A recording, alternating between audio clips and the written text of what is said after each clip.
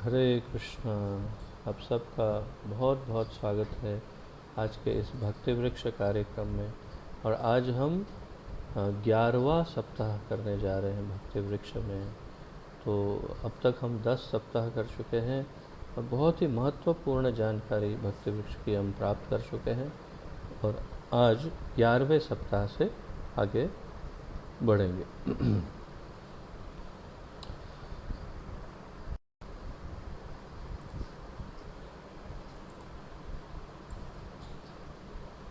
तो सबसे पहले श्री नामामृत करते हैं। श्री नामामृत पवित्र नाम का अमृत श्री श्रीमद् अभय चरणारविंद भक्ति वेदांत स्वामी श्रील प्रभुपाद जी के द्वारा। आज का शीर्षक है, आज के इस संकीर्तन यज्ञ के युग में हरि नाम का जप वेदों में बताए गए कर्म कांड से ज़्यादा जरूरी है। आज के इस संकीर्तन यज्ञ के युग में आप अब समझ गए, पिछली बार आपको समझाया कि 4 युग धर्म हैं, 4 युगों के, और अभी हम कलि युग में हैं। कलयुग का जो युग धर्म है वो है हरिनाम संकीर्तन। और इसलिए इस संकीर्तन यज्ञ के युग में हरि नाम का जप वेदों में बताए गए कर्मकांड से अधिक या ज़्यादा जरूरी है। तो कुछ वस्तु आपके लिए थोड़ी आश्चर्यजनक हो सकती है क्योंकि पहली बार देख रहे हैं, सुन रहे हैं, परंतु जो सत्य है शास्त्रों में बताया है वही हम यहाँ पर वर्णित करते हैं। तो प्रभुपाद जी बताते हैं, जबकि जिंदगी में सबसे ऊंची उपलब्धि सिर्फ हरिनाम के जप से मिल सकती है, तो लोग पूछ सकते हैं कि क्यों इतनी सारी वैदिक क्रियाएं हैं और क्यों लोग उनकी तरफ आकर्षित हैं। तो आप देखते हैं कई लोग कितने हवन करते हैं, यज्ञ करते हैं, ये करते हैं, वो करते हैं, बहुत सारी अलग अलग क्रियाएं करते हैं। क्यों करते हैं? सिर्फ हरिनाम संकीर्तन से यदि समसिद्धि अर्थात सब प्रकार की सिद्धियां प्राप्त हो सकती है तो करते क्यों हैं सब? तो यही प्रश्न है और जहाँ प्रभुपाद जी उन्हें उसे संक्षिप्त में समझाने का प्रयत्न कर रहे हैं। जैसे कि भगवत गीता में भगवत गीता के 15वें अध्याय के 15वें श्लोक में 15.15 भगवत गीता में बताया गया है, वेदेश्च सर्वैर अहम एव वेद्यो। वेदेश्च सर्वैर अहम एव वेद्यो, अर्थात कि सभी वेदों में कोई अगर समझने का जो सब्जेक्ट है वेदों में से, वेदों को हम पढ़ना आरंभ करते हैं, सब वेदों को पढ़ लेते हैं और फिर अंत में उसमें से एक निष्कर्ष निकलता है कि सारे वेदों को सीखने के बाद हमें ये प्राप्त हुआ, ज्ञान हुआ कि ये हम इसमें से सीखे। तो वो क्या है? तो भगवान कहते हैं अहम एव वेद्यो, अर्थात कि सब वेदों को सीखने के पश्चात यही निष्कर्ष पर निकलना चाहिए या आना चाहिए कि मैं कृष्ण ही सर्वस्व है। तो सुशांत प्रभु को लग सकता है कि अरे फिर देखो भगवान फिर अपना बाजा बजा, परंतु क्या करें, तो अब आदत हो गई है उन्हें। तो अब भगवान यहाँ पर भी वही कह रहे हैं, सारे वेदों में अगर कुछ जानने योग्य सब्जेक्ट है तो मैं ही हूँ। क्यों? फिर इसी में आगे बताते हैं लाइन, नेक्स्ट लाइन में, वेदांत कृत वेद विदेव चाहम, क्योंकि वेदों की रचना भी मैंने की है और वेद लिखे भी मैंने हैं। वेदांत कृत, मैंने ही वेद लिखे हैं, मैंने ही वेदों की रचना की है, और इसीलिए वेदों का जानने का सब्जेक्ट कौन हो सकता है? भगवान ही तो हो सकते हैं। तो वेदों को जानने से भगवान को ही जानना होता है। वेदों को पढ़ने का सही मतलब कृष्ण के चरण कमलों तक पहुंचना है। वेदों को जब समझ लेंगे तो वेद जानकर क्या जानेंगे? कृष्ण को जानेंगे, उनके चरण कमल तक पहुंचने का रास्ता है। दुर्भाग्यवश मूर्ख लोग वैदिक यज्ञों का सही मतलब भूलकर उसमें किए जाने वाले वैदिक मंत्रों का उच्चारण सुनना चाहते हैं, जिस पर बहुत सा धन खर्च होता है। तो जैसे कि आप हमने आपने आप में से और हम में से कई लोग शादीशुदा हैं। हम सब ने शादी के मंडप में जब हमारी शादी हो रही थी तो वो पंडित जी पुरोहित आए और उन्होंने यज्ञ करके मंत्रोच्चार किया। हम में से कितने ऐसे हैं जिन्होंने पंडित जी को कहा, पंडित जी इसका अर्थ समझाइए? या उसमें से कितने ऐसे पंडित थे या हैं अभी भी जिन्होंने बैठ करके थोड़ा समय अधिक लिया और एक एक श्लोक का अर्थ समझाया कि हम क्या कर रहे हैं, ये विधि क्या है। जैसे सप्तपदी तो अभी गुजरात में कहाँ करवाते ही नहीं, परंतु यदि सप्तपदी करवाते हैं तो सप्तपदी का क्या अर्थ है, उसका क्या तात्पर्य है, उसके क्या महत्व है, वो सब कौन समझाएगा। तो हमारा ध्यान किस में होता है?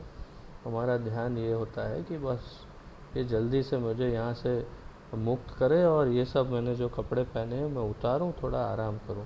कई दिनों से नींद नहीं आई है, बहुत सारा खरीदी में इधर उधर मेरा ध्यान रहा है। तो तात्पर्य क्या है कि हम जो हैं उसके अर्थ को समझते नहीं हैं। तो फिर से पढ़ता हूँ, दुर्भाग्यवश मूर्ख लोग वैदिक यज्ञों का सही मतलब भूलकर उसमें किए जाने वाले वैदिक मंत्रों का उच्चारण सुनना चाहते हैं। तो हम भी तो वही करना चाहते हैं, वो बोल ले एक बार जोर जोर से मंत्र, हो गई शादी। क्या बात है, कुछ अर्थ नहीं समझना, कुछ नहीं, ऐसे ही शादी। ये विचित्र है ना, परंतु हम सब वैसे ही करते हैं, जिस पर बहुत सा धन खर्च होता है। कभी कभी हमें भी दूसरे अल्प बुद्धि वालों को दिखाने के लिए यह वैदिक क्रियाएं करनी पड़ती हैं। तो इस्कॉन के अंतर्गत भी हम यज्ञ करते ही हैं, परंतु प्रभुपाद जी का अभिप्राय है कि वास्तव में यज्ञों की उतनी आवश्यकता नहीं। हम ये जो हवन करते हैं, होम, वो हम एक प्रकार से दिखावे के लिए करते हैं, क्योंकि वास्तविक यज्ञ जो है वो है कलयुग का युग धर्म, और वो है हरि नाम संकीर्तन। वही वास्तविक यज्ञ है, कलयुग का जो यज्ञ है। तो कैसे करते हैं, प्रभुपाद जी यहाँ उदाहरण देंगे जो आगे। ये 50 वर्ष पूर्व की बात है, तो उस समय की बात कर रहे हैं प्रभुपाद जी, हाँ, जब उन्होंने ये लिखा था।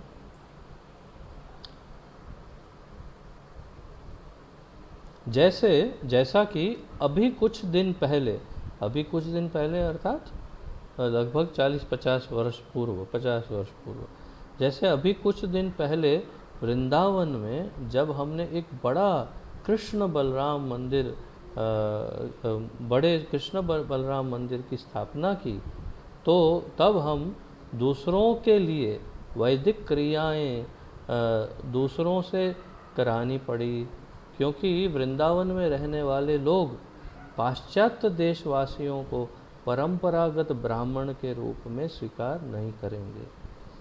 तो प्रभुपाद जी ने सबको ब्राह्मण दीक्षा भी दी हुई थी, और उनके शिष्य सब ब्राह्मण दीक्षित थे, वो स्वयं भी कर सकते थे वहाँ यज्ञ बनाए, परंतु वृंदावन के लोग उस समय स्वीकार नहीं करते। तो इसीलिए दिखावा करने के लिए वृंदावन के ही ब्राह्मणों को बुलवाया और कहा कि आप यज्ञ कीजिए। और फिर उन्होंने साथ में क्या किया, हवन, जब होम चल रहा था तो प्रभुपाद जी ने क्या किया, अब देखिए यहाँ वे स्वयं वर्णन कर रहे हैं। अतः हमने उन्हें वैदिक यज्ञ करने के लिए हमें उनको बुलाना पड़ा। इन यज्ञों के साथ हमारे समुदाय के सदस्यों ने जोर जोर से हरि नाम संकीर्तन मृदंगों और करतालों के साथ किया। तो मैं संकीर्तन को वैदिक क्रियाओं से ज़्यादा ज़रूरी समझता हूँ। प्रभुपाद जी कह रहे हैं मैं हरिनाम संकीर्तन यज्ञ को वैदिक क्रियाओं से, कर्मकांडीय विधि, होम आदि से अधिक महत्वपूर्ण समझता हूँ, और वास्तविकता है ये अधिक महत्वपूर्ण है ही, ये शास्त्रों की आज्ञा है, शास्त्रों का विधान भी है। तो प्रभुपाद जी उचित ही समझते हैं और उचित ही कर रहे हैं। तो उन्होंने क्या किया, जो प्रत्यक्ष इनके उस समय जो वहाँ पर थे 50 वर्ष पूर्व प्रभुपाद जी के शिष्य, उनके स्वमुख से हमने जो सुना है वो बता रहा हूँ। वो बता रहे थे कि प्रभुपाद जी ने सबको बोल के रखा था, जोर जोर से यज्ञ ये हरिनाम संकीर्तन करना, हरे कृष्ण महामंत्र का।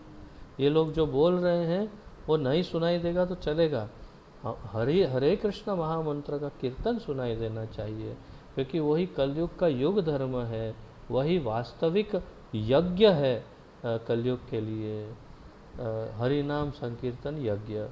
तो इस प्रकार उद्घाटन हुआ श्री श्री कृष्ण बलराम मंदिर का वृंदावन में, जिसमें यज्ञ होम तो हो रहा था, परंतु बहुत उच्च स्वर में बैकग्राउंड में पीछे संकीर्तन कर रहे थे भक्त। तो वही महत्वपूर्ण है। दोनों ही कार्यक्रम साथ साथ हो रहे थे। यज्ञों की क्रिया उनके लिए थी जो कि स्वर्गलोक में जाने के लिए वैदिक क्रियाओं को रुचिकर और सर्वोच्च मानते हैं, जबकि संकीर्तन शुद्ध भक्तों के लिए था कि जो भगवान को खुश करना चाहते हैं। वास्तव में इस कलयुग में सिर्फ संकीर्तन ही पर्याप्त है। वास्तव में कलयुग में सिर्फ संकीर्तन ही पर्याप्त है। अगर हमारे सदस्य दुनिया के विभिन्न जगहों में भगवान के श्री विग्रह, विशेषकर चैतन्य महाप्रभु के सामने संकीर्तन जारी रखे, तो वही संपूर्ण यज्ञ होगा। किसी दूसरी क्रिया की आवश्यकता नहीं है, किसी अन्य क्रिया की आवश्यकता नहीं है।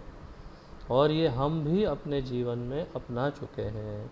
जैसे कि श्री वृंदावन धाम में हमारा घर है, आप जानते हैं। तो जिस घर में हम अभी निवास करते हैं, उस घर को जब हमने प्राप्त किया, तो हमने आप सबके जो सीनियर भक्त हैं, जो दीक्षित भक्त हैं, समदर्शी प्रभु, अक्षय कृष्ण प्रभु और बहुत सारे जितने दीक्षित भक्त हैं, उस बैच के उन सब भक्तों को हमने घर पे बुलाया और मिल करके हरिनाम संकीर्तन यज्ञ किया। जबरदस्त, बस 1-2 घंटा हरिनाम संकीर्तन यज्ञ किया और कुछ भी नहीं किया, कुछ भी। गुजरात के साइड पे हमारे जो करते हैं वो मटका रखना, ये वो कुछ भी नहीं। या फिर जहाँ पर भी जो गृह प्रवेश, शांति, ये यज्ञ वो यज्ञ, कोई भी प्रकार का यज्ञ या कोई पूजा, कोई नवचंडी, कुछ भी नहीं किया। मात्र 2 घंटा हरिनाम संकीर्तन आप सब भक्तों के साथ किया और गृह प्रवेश कर लिया। परम शांति और आनंद और भक्ति का में उन्नति के लक्षण हम देख सकते हैं। तो तात्पर्य यह है कि हम अगर शास्त्र की आज्ञा माने, शास्त्रों की आज्ञा माने, आचार्यों की आज्ञा माने, तो ये आखिरी लाइन ही महत्वपूर्ण है। क्या? फिर से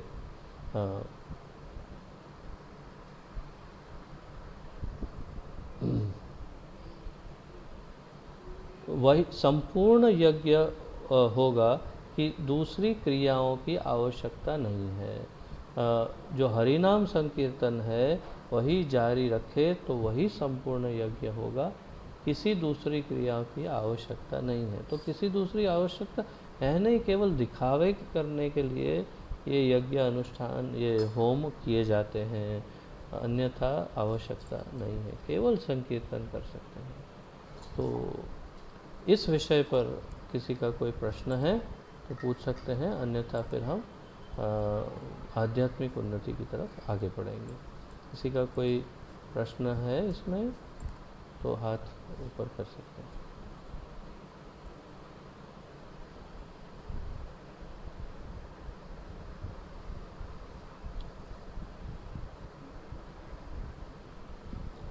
जो भक्त बंगाल से हैं उन्हें तो इसका ज्ञान होगा ही कि हरि नाम संकीर्तन आपके गाँव में तो बहुत चलता है, परंतु यज्ञ अनुष्ठान आदि की होम की ज़रूरत नहीं है, ये शायद आपके लिए थोड़ा नया ज्ञान हो सकता है। परंतु सर्वोपरि हरिनाम संकीर्तन ही है, इसमें कोई दो राय नहीं है। जैसे जैसे आप आध्यात्म में उन्नति करेंगे, अध्ययन करेंगे, तो धीरे धीरे आप समझ जाएंगे कि महाप्रभु स्वयं भी यही शिक्षा देते हैं। तो यदि किसी का कोई प्रश्न ना हो तो अब हम आध्यात्मिक उन्नति की तरफ आगे बढ़ते हैं।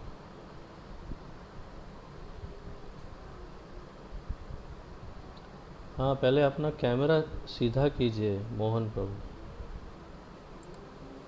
कैमरा सजा कर। हाँ, पूछिए, अभी बोलिए। कृष्ण दंडवत प्रणाम। दंडोत प्रणाम, बोलिए। तो नीता जी ने जब कहा था कि हरिनाम मित संजीवनी है, उसके विषय में थोड़ा जानकारी चाहता था। किसने कहा था? वो मैं कीर्तन में सुना था कि हरिनाम जो है वो मित संजीवनी है, वो सुनने किससे से सुना था? हमारा आत्मा को शांति मिलता है, हमारे को ज्ञान प्राप्त होता है। मैं कीर्तन सुना था। किससे? मैं एक ऑनलाइन कीर्तन में सुना था, बंगाली। अच्छा, तो फिर वैसे मैंने तो ये सुना नहीं है ये शब्द, परंतु फिर भी इसमें कोई आश्चर्य भी नहीं हो रहा है मुझे ये सुनकर, क्योंकि मृत संजीवनी क्या है? जो मरे हुए को जीवित करे उसे मृत संजीवनी कहते हैं। हम सब के सब तो मरे हुए ही हैं। क्यों? क्योंकि हम अपने वास्तविक स्वरूप को पहचान नहीं रहे हैं, हम अपने आप को इस शरीर समझ रहे हैं, इसलिए हम मृत ही हैं। क्योंकि हम अब इस मृत शरीर को हम समझ रहे हैं, इसीलिए हम मृत हैं। तो हमें इससे जगाने का कुछ, उसके लिए कोई संजीवनी तो चाहिए, ये बात भी सही है। तो कलयुग में इस मृत अवस्था में से जागृत होने की एक ही संजीवनी है, और वो है हरिनाम संकीर्तन। इसमें कोई भी दो राय नहीं है, इसमें कोई भी शंका नहीं है, और ये तो बहुत ही सामान्य बात है, इसमें कोई आश्चर्य नहीं है। और मैं आपको ये भी बता दूं कि वास्तव में मृत शरीर जो है उसको भी संजीवनी, उसको भी जीवित करने की शक्ति तो हरिनाम रखता ही है, परंतु वास्तव में उसका ये उपयोग करना नहीं है। अगर वो जीव मुक्त ही हो गया है तो उसे जीवित करके वापस क्यों उस शरीर में डालना है? अगर हरिनाम सुनते सुनते मुक्त हो गया है तो वो तो मूर्खता होगी। परंतु अगर ऐसा करना भी हो तो हरे कृष्ण महामंत्र में सब प्रकार की शक्ति है। चैतन्य महाप्रभु ने शिक्षाष्टकम में कहा भी, तत्रार्पित निज सर्वशक्ति, आपने आपकी सर्वशक्ति उस नाम में समाहित कर ली है हे भगवान। तो भगवान के नाम में भगवान की सारी शक्तियाँ समाहित हैं। तो मृत संजीवनी क्या है? कुछ नहीं। परंतु फिर भी अगर कभी करना हो तो कोई भक्त यदि चाहे, शुद्ध भक्त, और शुद्ध नाम जप करे तो उससे वो भी हो सकता है। वो कोई बहुत बड़ी बात नहीं है, छोटी सी सिद्धि है, परंतु वो उद्देश्य नहीं है। उद्देश्य है मुक्त होना और भगवान को प्रसन्न करना, भगवान की प्राप्ति, वो हमारा उद्देश्य है, भगवान का प्रेम प्राप्त करना। ठीक है, अच्छा प्रश्न है, बहुत अच्छा प्रश्न है। और किसी का कोई प्रश्न है?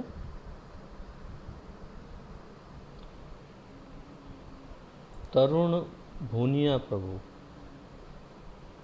हरे कृष्णा, धन्यवाद। धन्यवाद, प्रणाम। प्रणाम प्रभु जी। प्रभु जी, हम लोग तो हरे कृष्णा महामंत्र क्या हरे कृष्णा संकीर्तन करते हो, तो हरे शब्द का अर्थ क्या है?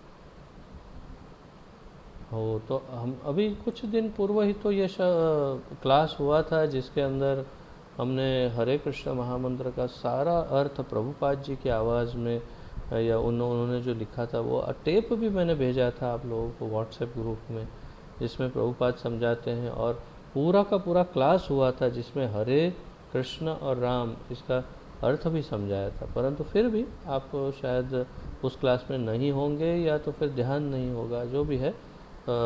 फिर भी मैं फिर से आपको बताता हूँ कि हरे कृष्ण और राम, ये तीन जो शब्द हैं हरे कृष्ण महामंत्र में, वो है पहले कृष्ण, कृष्ण है स्वयं भगवान, संपूर्ण भगवान। फिर राम, उनका पहला विस्तार अथवा उनका एक रूप। तो अगर बहुत गुह्य रूप से देखने जाएंगे, कुछ लोग कहेंगे कि बलराम जी का नाम है राम, कुछ कहेंगे रामचंद्र जो है वो है राम, परंतु हमारे आचार्यों के मत अनुसार वास्तव में कृष्ण का ही नाम है राम।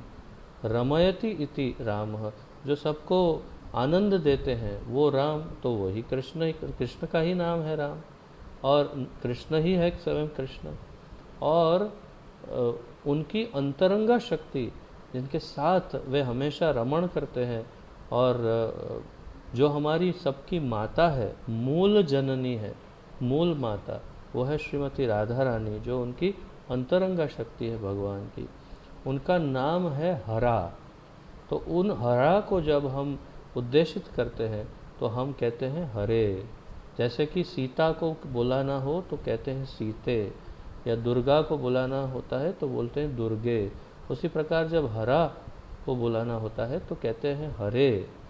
तो हरे वो है राधा रानी और वो है हमारी माता। और ये हरे कृष्ण महामंत्र का अर्थ है हरे, मतलब हे मेरी राधा रानी, मेरी माता, मुझे अपने पिता श्री कृष्ण से मिलवाइए। तो इसलिए ये प्रार्थना है।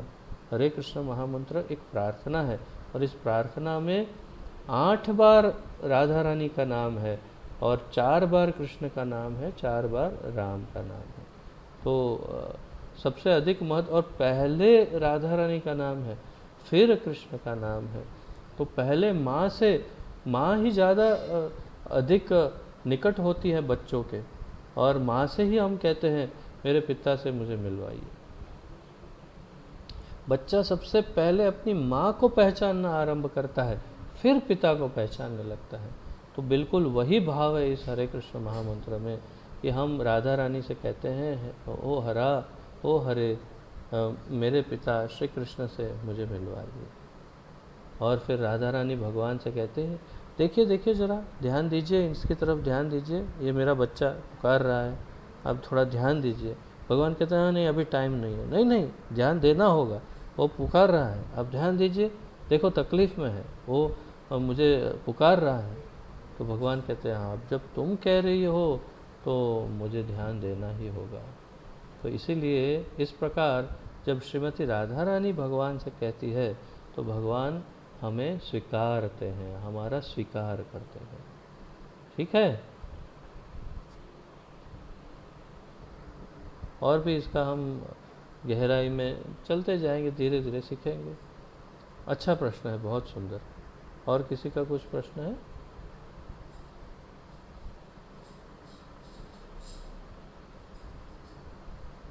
ठीक है, तो आइए आध्यात्मिक उन्नति की तरफ चलते हैं। और आज का जो विषय है वो है श्री चैतन्य महाप्रभु के ऊपर। तो आज हम संक्षिप्त में श्री चैतन्य महाप्रभु को के बारे में थोड़ी जानकारी प्राप्त करेंगे।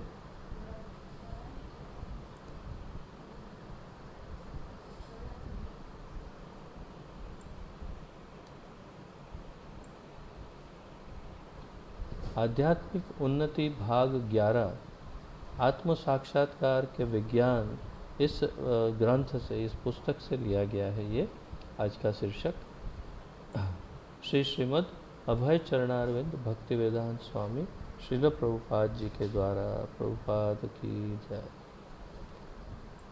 स्वर्ण अवतार, गोल्डन अवतार, स्वर्ण अवतार भगवान श्री चैतन्य महाप्रभु श्रीधाम मायापुर नवद्वीप पश्चिम बंगाल में लगभग 500 वर्ष पूर्व प्रकट हुए थे।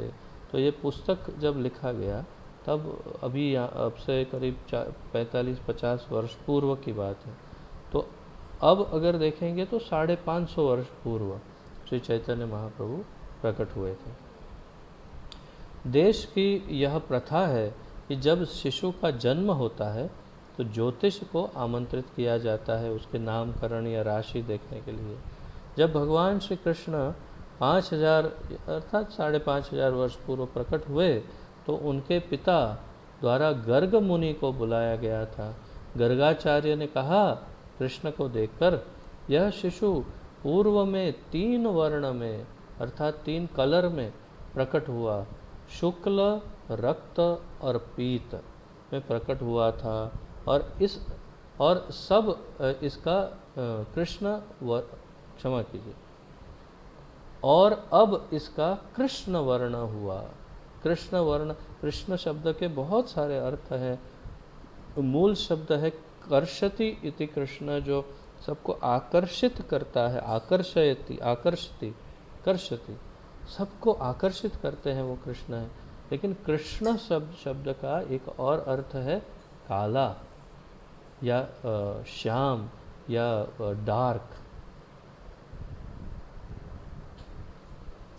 तो यहाँ पर गर्ग मुनि उस उद्देश्य से कृष्ण शब्द कह रहे हैं कि पहले इस बच्चे का के 3 कलर में अवतार हुए, शुक्ल सफ़ेद, रक्त लाल और पीत मतलब पीला, और अब ये कृष्ण अर्थात काले वर्ण में प्रकट हुआ। शास्त्रों में श्री कृष्ण का वर्णन मेघ के समान काला कहा गया है, जिसे घनश्याम कहते हैं। घनश्याम का क्या अर्थ है? काले मेघ, जो बरसने वाले काले काले मेघ बादल होते हैं उनका जैसा कलर होता है, ऐसा घन श्याम ऐसा कलर है भगवान का। भगवान श्री चैतन्य को श्री कृष्ण समझा जाता है अर्थात है ही, जो पीत वर्ण में प्रकट हुए। पीत वर्ण अर्थात पीले अथवा स्वर्ण कलर में प्रकट हुए। स्वर्ण भी कैसा, उसका वर्णन और सब आगे आएगा। तो वैदिक शास्त्रों में इसके कई प्रमाण हैं कि श्री चैतन्य महाप्रभु श्री कृष्ण के अवतार हैं और इसे विद्वान और भक्तों के द्वारा प्रमाणित भी किया गया है। तो हमारे पास इसमें दो वस्तु सीखने योग्य है।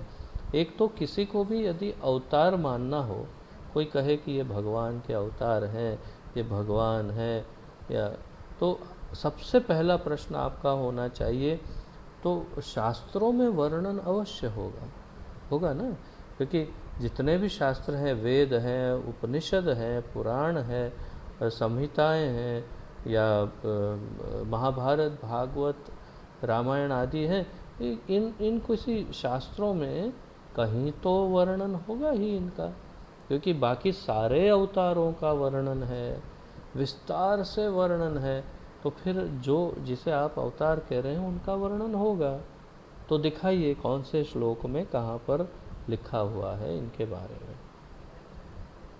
और वो कहे नहीं ऐसा तो कुछ पता नहीं है, तो आप हाथ जोड़ के उन्हें विनम्रता से कह सकते हैं, फिर क्षमा कीजिए, हम ये महाराज जी को हम भगवान नहीं मान सकते।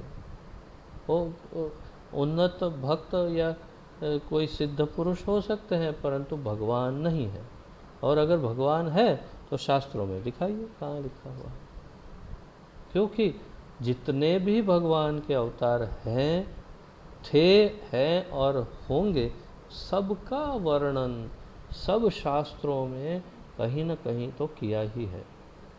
और इसी प्रकार श्री चैतन्य महाप्रभु का वर्णन इतने शास्त्रों में है कि हम एक 3 घंटे का कम से कम 3 घंटे का क्लास केवल इस पर ही ले सकते हैं।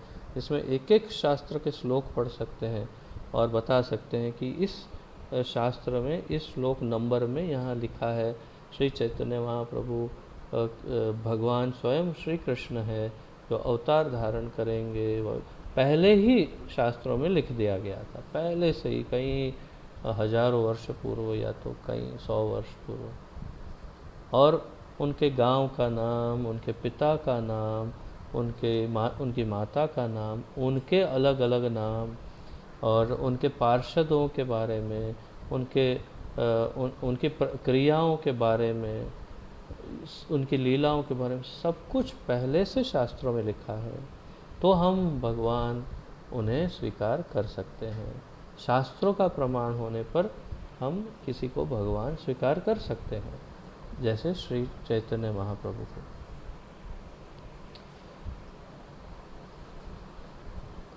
श्रीमद् भागवत में भी इसकी पुष्टि की गई है। श्रीमद् भागवत में भी 2 जगह पर वर्णन है। एक जगह पर काफ़ी स्पष्ट वर्णन है और इस जगह पर जो हम अभी बताने वाले हैं आपको श्लोक, उसमें नाम नहीं दिया है उनका, परंतु वर्णन श्री चैतन्य महाप्रभु का है। ये भागवत के 11वें स्कंद के 5वें अध्याय का 32वां श्लोक है। श्रीमद् भागवत 11.5.32, 11वां स्कंद 5वां अध्याय और 32वां श्लोक। क्या कहा है? कलयुग में वे अपना वर्ण अर्थात कि कलर श्री कृष्ण के भक्त के रूप में, क्षमा कीजिए, कलयुग में वे अपना वर्णन श्री कृष्ण के भक्त के रूप में करते हैं और उनका वर्ण अर्थात कलर काला नहीं है, पर वे श्री कृष्ण ही है। इस अवतार की दूसरी विशेषता यह है कि वे सदा ही अपने पार्षद यानी सहकारियों जनों के साथ ही रहते हैं। अब देखिए, मैं आपको श्लोक और उसका एक एक शब्द का अर्थ समझाता हूँ। कृष्ण वर्णम तुषा कृष्णम सांगोपांगास्त्र पार्षदम यज्ञैः संकीर्तनः प्रायैर् यजन्ति सुमेधसः। कृष्ण वर्णम तुषा कृष्णम, तुष अकृष्णम, तो जिसका जो स्वयं कृष्ण है परंतु जिसका कलर काला नहीं है। सांगोपांगास्त्र पार्षदम, जिनके साथ में उनके पार्षद और उनके अस्त्र भी उनके साथ चलते हैं। अस्त्र अर्थात क्या? करताल और मृदंग। और सांगोपांगास्त्र पार्षदम, उनके पार्षद भी उनके साथ चलते हैं, जैसे श्री नित्यानंद प्रभु, श्री गदाधर, श्री अद्वैताचार्य, श्रीवास ठाकुर, हरिदास ठाकुर इत्यादि, ऐसे अनेक उनके पार्षद उनके साथ चलते हैं।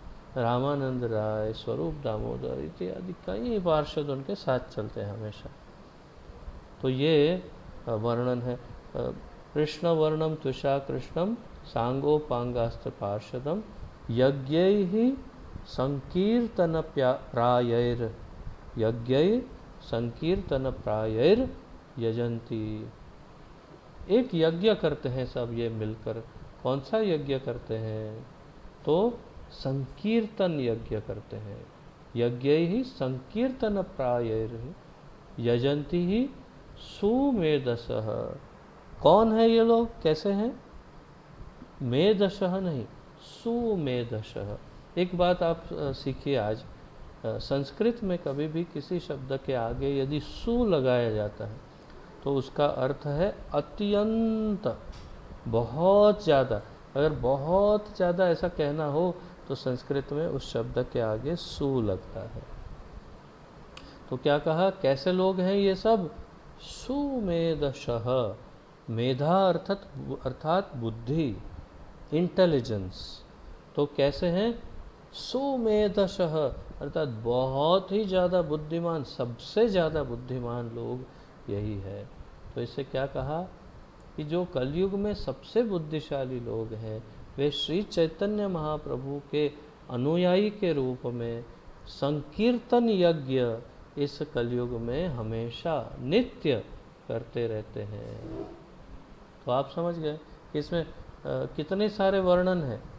सबसे मुख्य रूप से तो चैतन्य महाप्रभु का वर्णन है ही, परंतु कलयुग में हरिनाम संकीर्तन का भी महत्व इस श्लोक में समझाया है कि जो सबसे बुद्धिशाली लोग हैं वे ही इस संकीर्तन यज्ञ को अपनाते हैं, करते हैं।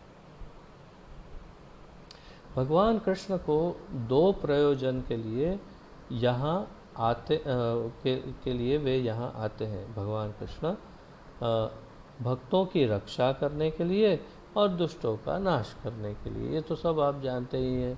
यदा यदा ही धर्मस्य ग्लानिर्भवति भारत अभ्युत्थानम धर्मस्य तदात्मानं सृजाम्यहम् परित्राणाय साधूनां विनाशाय च दुष्कृताम् धर्म संस्थापनार्थाय संभवामि युगे युगे। तो क्यों आता हूँ मैं? विनाशाय च दुष्कृताम्, दुष्टों का नाश करने के लिए और अपने भक्तों को आनंद देने के लिए, भक्तों की रक्षा के लिए। परित्राणाय साधूनाम, अपने भक्तों की रक्षा करके उनको आनंद प्रदान करने के लिए, लीलाएं करने के लिए उनके साथ। इस युग में चैतन्य महाप्रभु का मिशन भी यही था, दो ही कार्य, तो यही मिशन से आए, भक्तों की रक्षा करने और अभक्तों को नष्ट करने। परंतु इस युग में भगवान का अस्त्र भिन्न है। किसी युग में उनके पास गदा थी, किसी युग में उनके पास धनुष्य बाण थे, द्वापर युग में सुदर्शन चक्र था, परंतु कलयुग में उनका जो अस्त्र है वो बहुत ही विलक्षण है, अलग है। क्या है उनका अस्त्र? उनका अस्त्र है हरे कृष्ण महामंत्र। आपको आश्चर्य होगा। अब देखते हैं, जो चक्र गदा अथवा कोई घातक अस्त्र नहीं है, तो उनका अस्त्र है संकीर्तन अभियान। इसलिए श्रीमद् भागवत में कहा गया है, श्री चैतन्य महाप्रभु इस युग के भगवान के अवतार हैं और उनका पूजन कैसे किया जाता है? पूजा की विधि बहुत ही साधारण है।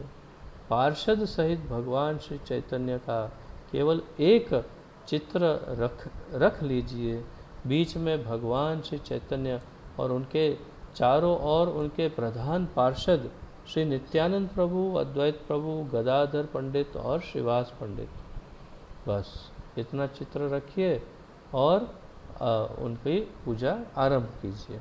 कोई भी इस चित्र को अपने घर में रख सकता है, इस हरे कृष्ण महामंत्र का कीर्तन कर सकता है और इस विधि से भगवान श्री चैतन्य महाप्रभु की पूजा की जा सकती है। यह एक साधारण सी विधि है, परंतु इस साधारण विधि को कौन ग्रहण कर सकेगा?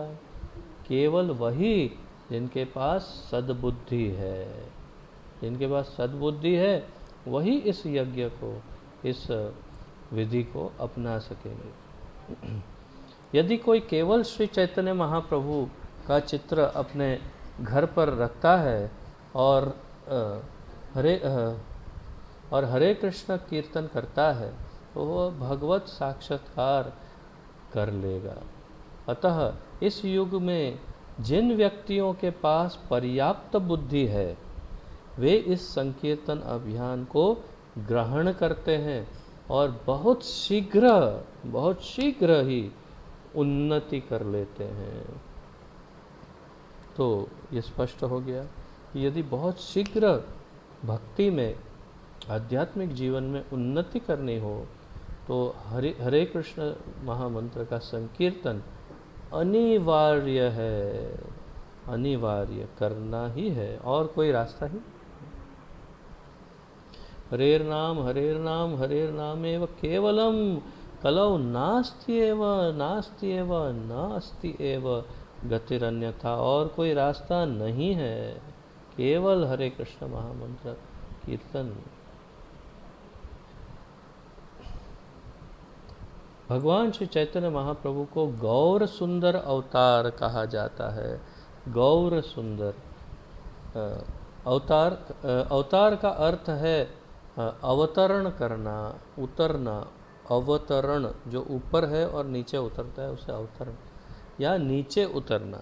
जिस प्रकार कोई व्यक्ति भवन की 5वीं मंजिल या 100वीं मंजिल से नीचे आ सकता है, उसी प्रकार एक अवतार परव्योम वैकुंठ लोक से नीचे आता है।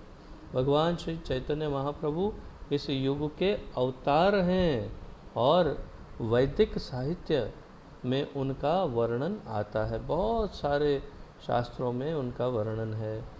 हम किसी को अवतार तब तक नहीं मान सकते जब तक उस व्यक्ति में शास्त्रों में दिए गए लक्षण न पाए जाएं। शास्त्रों में जो बताए वो लक्षण भी उसमें होने चाहिए, तभी हम उसे स्वीकार कर सकते हैं कोई अवतार के रूप में।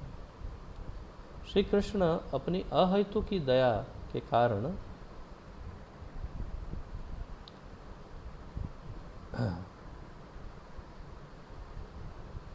एक भक्त के रूप में आए और हमें यह दिखलाया कि उनकी शरण कैसे लेनी चाहिए। भगवद गीता में भगवान की का अंतिम उपदेश है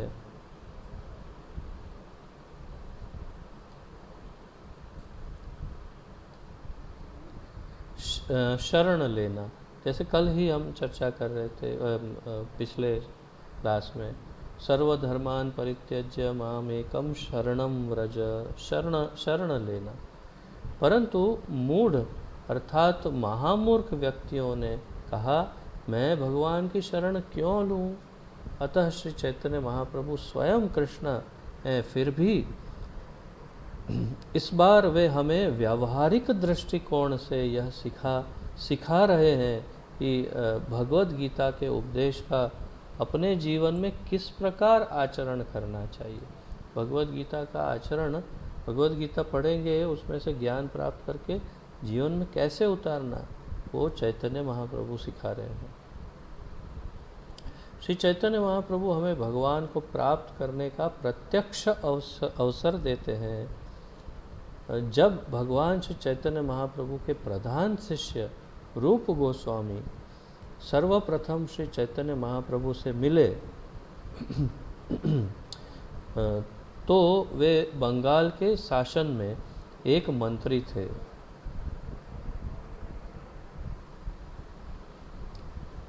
परंतु वे श्री चैतन्य महाप्रभु के अभियान से सम्मिलित होना चाहते थे। तो श्रील रूप गोस्वामी ने अपने मंत्री पद का त्याग कर दिया और संकीर्तन अभियान में सम्मिलित होने के पश्चात जब वे शरणागत हुए, श्री चैतन्य महाप्रभु के शरणागत हुए, तो उन्होंने भगवान श्री चैतन्य की संकीर्तन में बहुत स्तुति की। वह श्लोक इस प्रकार है जो रूप गोस्वामी ने भगवान श्री चैतन्य महाप्रभु के शरणागत होकर उनकी स्तुति की, वो इस प्रकार है।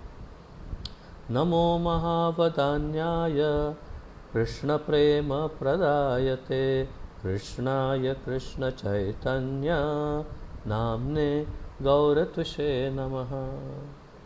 नमो महावदान्याय, अत्यंत दयालु, कृष्ण प्रेम प्रदायते, जो कृष्ण का प्रेम देते हैं, कृष्णाय कृष्ण चैतन्य, जो स्वयं कृष्ण है परंतु उन्होंने कृष्ण चैतन्य नाम धारण किया है, उन्होंने नाम धारण किए हैं। गौर त्विषे नमः।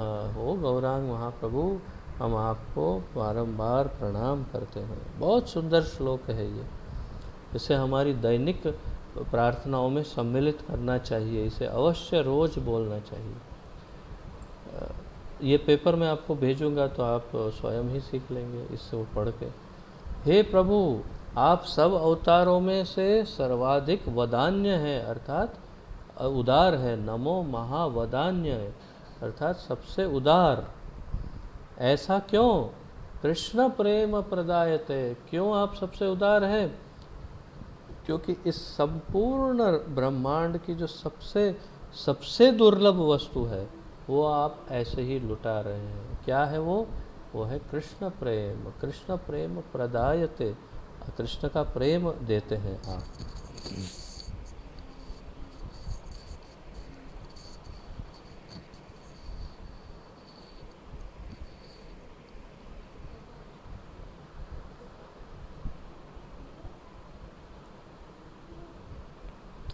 क्योंकि आप प्रत्यक्ष रूप से भगवान का प्रेम प्रदान करते हैं, आपका दूसरा कोई उद्देश्य ही नहीं है। आपकी विधि इतनी सुंदर है कि मनुष्य तत्क्षण ही भगवान से प्रेम करना सीख जाता है। अतः आप सब अवतारों में से सर्वाधिक वदान्य हैं, सब सर्वाधिक उदार है, और स्वयं श्री कृष्ण के अतिरिक्त यह किसी के लिए संभव नहीं है कि वह इस प्रकार वरदान दे सके। अतः मैं कहता हूँ कि आप श्री कृष्ण हैं, कृष्णाय कृष्ण चैतन्य नामने। आप स्वयं ही कृष्ण चैतन्य, कृष्ण ही है। आप श्री कृष्ण हैं, परंतु आपने श्री कृष्ण चैतन्य नाम स्वीकार किया है। मैं आपकी शरण ग्रहण करता हूँ। त्विषे नमः गौर, त्विषे नमः, मैं आपकी शरण ग्रहण करता हूँ।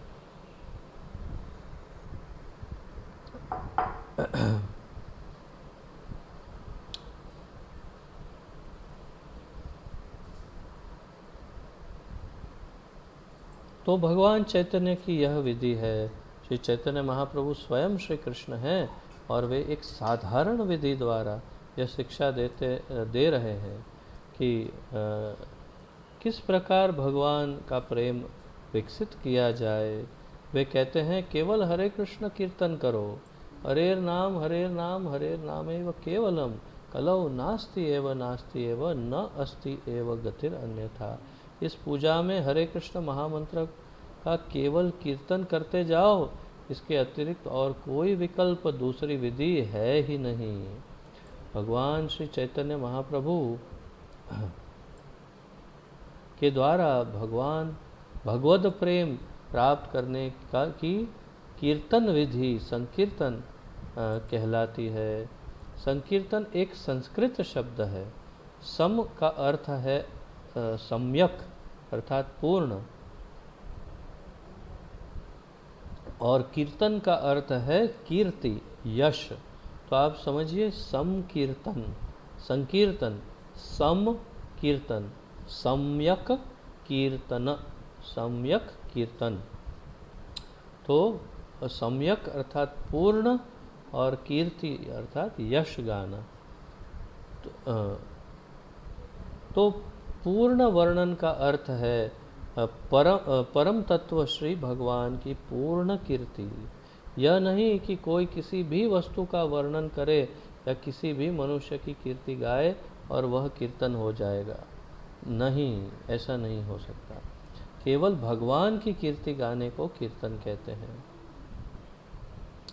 व्याकरण की दृष्टि से भले ही वो कीर्तन है, परंतु वैदिक प्रणाली के अनुसार कीर्तन का अर्थ है परम सत्य परमेश्वर भगवान का वर्णन करना।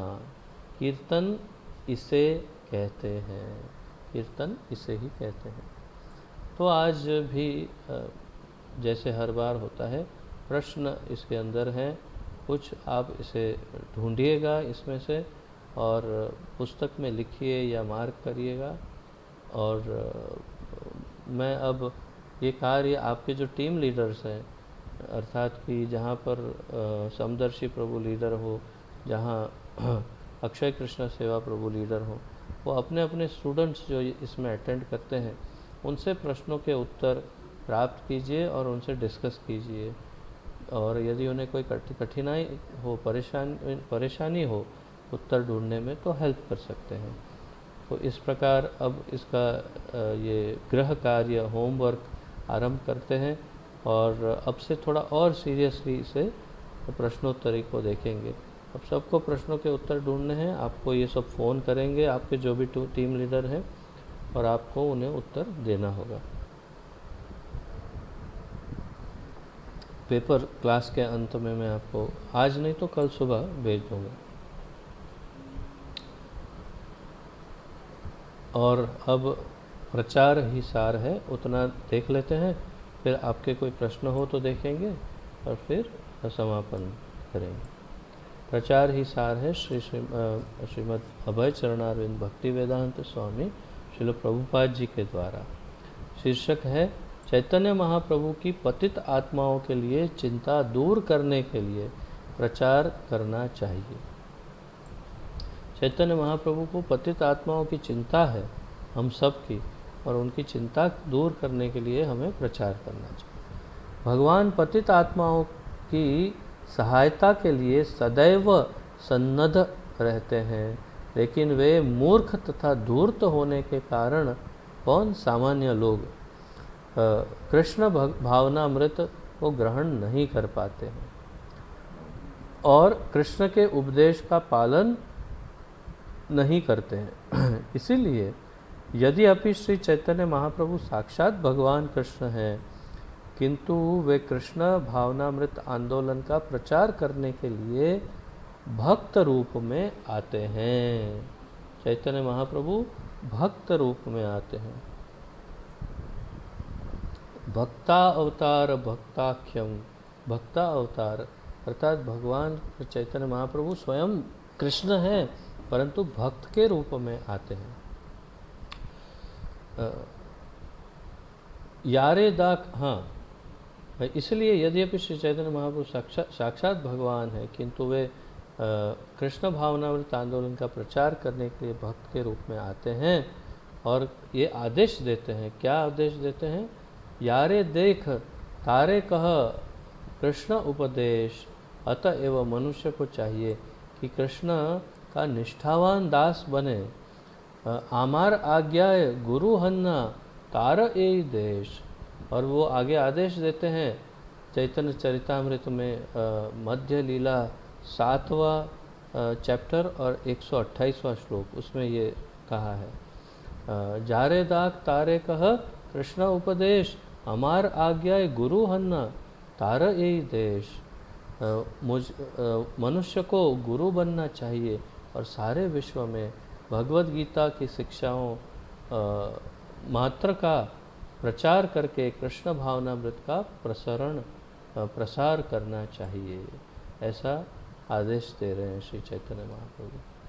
तो आज इतना ही, और अब किसी का जो आध्यात्मिक उन्नति में या प्रचार हिसार में किसी का कोई प्रश्न हो तो पूछ सकते हैं।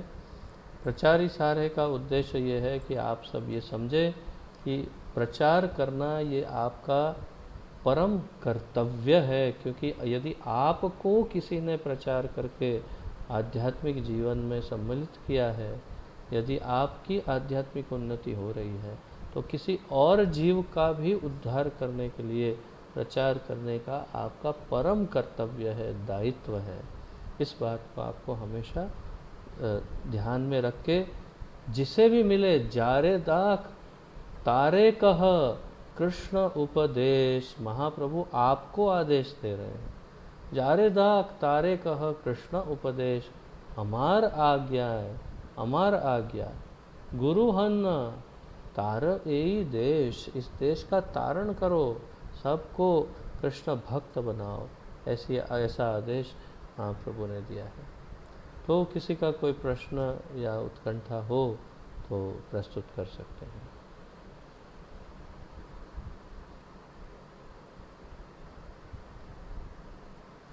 ठीक है, तो आप सबको आनंद आ रहा होगा, ऐसी आशा है। ज्ञान भी प्राप्त हो रहा होगा। कभी भी कोई भी प्रश्न हो, उत्कंठा हो, दुविधा हो, तो आप वॉइस रिकॉर्ड करके व्हाट्सएप पर भेज सकते हैं। ग्रुप में भेजेंगे तो बाकी सबको फ़ायदा होगा, सब लोग उसका लाभ उठा पाएंगे। मैं भी उत्तर ग्रुप में दे सकूँगा। और यदि कोई ऐसी बात है जो नहीं करना चाहते ग्रुप में, तो पर्सनली भी मुझे व्हाट्सएप पर वॉइस मैसेज करके भेज सकते हैं अपने प्रश्न को। ठीक है, आप सबका बहुत बहुत धन्यवाद। ये पेपर और रिकॉर्डिंग मैं कल सुबह भेज दूंगा।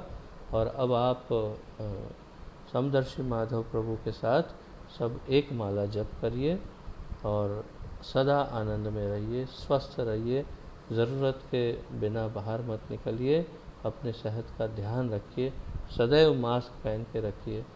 जैसे अभी एक प्रभु पहन के बैठे हैं, उसी प्रकार हमेशा मास्क पहनिए बाहर जाते समय, घर में नहीं पहनेंगे तो चलेगा। आप सबका बहुत बहुत धन्यवाद, आप सबको बहुत प्रणाम। हरे कृष्ण। श्रील प्रभुपाद की जय।